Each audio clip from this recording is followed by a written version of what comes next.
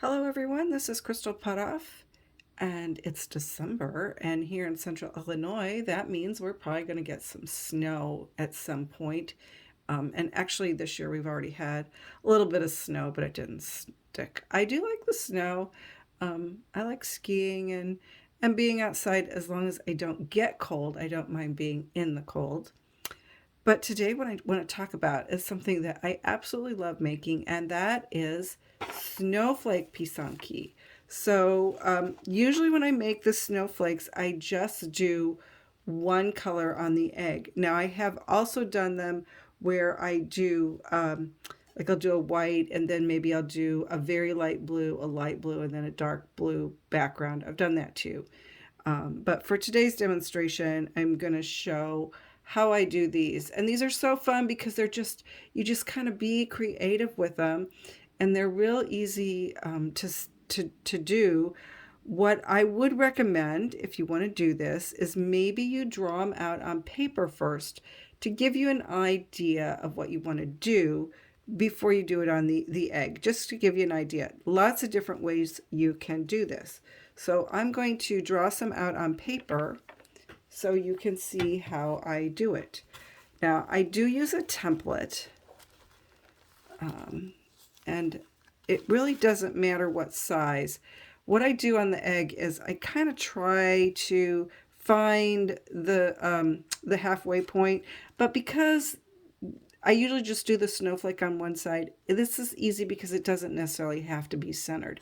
You can obviously do it on both sides, but however you want to do it. So my template here, snowflakes have 6 sides. So I'm going to use the points that say 90, 60, and then there's 4 points that say 60. So pretend this is the egg.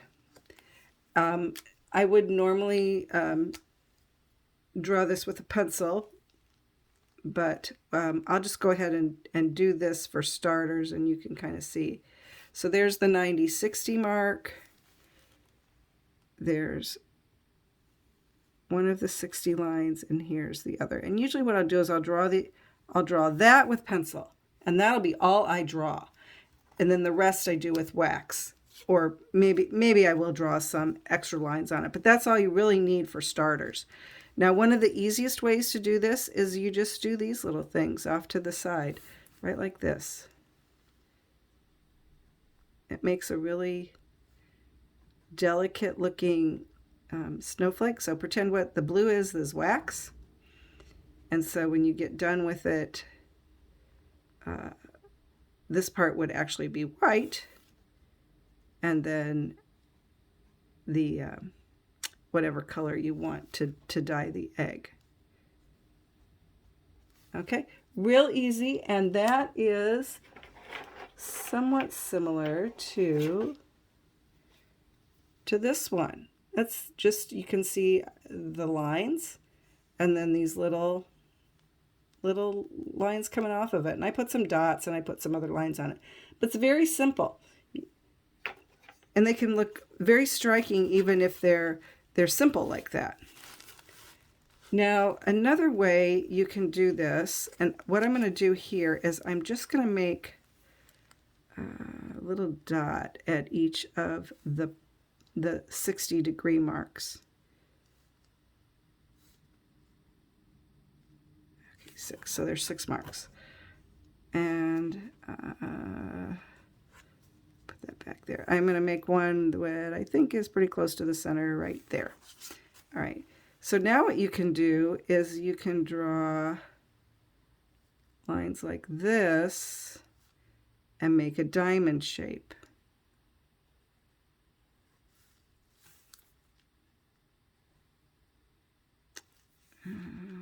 Let's see.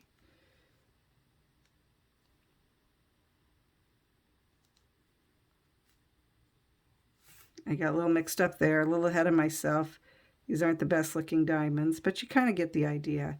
And this is another reason why it's good to draw this on paper. When I teach the class, I actually have students kind of sketch something out on paper. So I have that, and I could put a little dot in it. I could put lines in it if I wanted to. And then I can build from it. almost like a mandala. So I can make other lines coming out like that.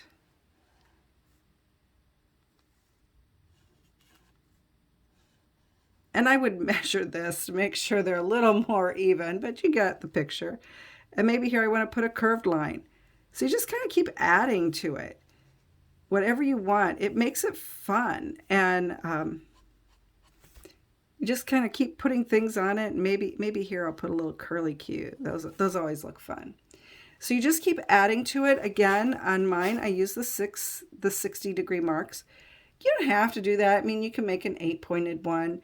I like to do the 6 because it's something different. I do a lot with the 8 points. So this is a 6-point.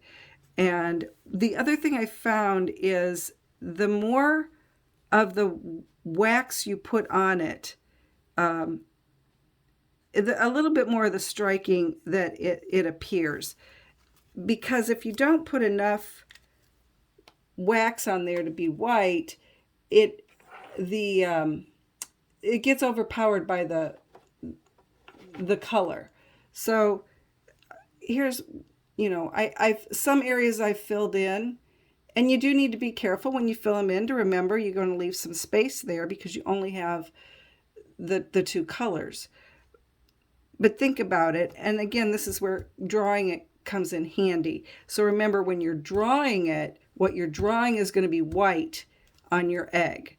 And then whatever the color you do for the final color.